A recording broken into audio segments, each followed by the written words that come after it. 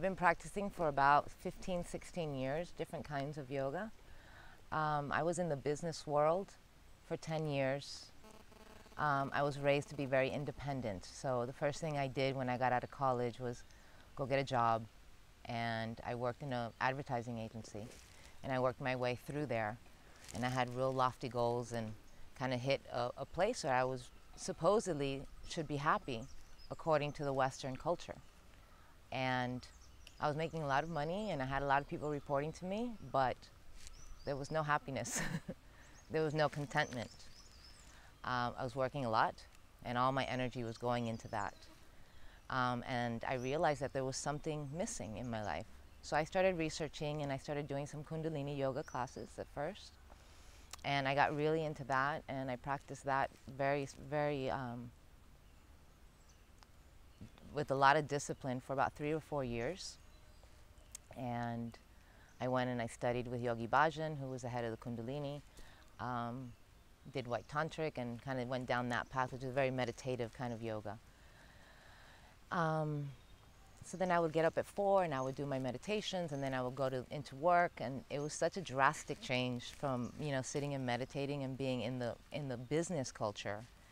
It was really dramatic. And I realized that I couldn't keep this up for much longer.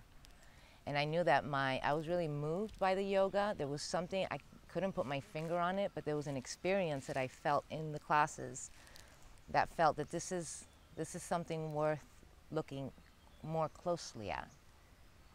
So slowly, I was able to kind of change my career from, you know, high-powered, you know, marketing director in a prestigious firm to yoga teacher. And that happened 12 years ago. And I remember being really nervous because, you know, when you're used to making a ton of money and going to be a yoga teacher is not going to be making a lot of money, right? But I felt that I had no choice at this point. Like if I was going to be homeless, so be it. I knew I could always move into my parents' house though, back, worst case scenario. So I started doing different kinds of yoga. I kind of eased into it. I had my own marketing consulting firm for a while, so then I had my own hours. So I would do my practice in the morning, and then I would teach in the afternoon, and so forth. And I finally decided that I had this calling to help people. That's what really made me feel better about myself. It makes me feel good to be able to serve and help others who are in a certain amount of suffering or pain.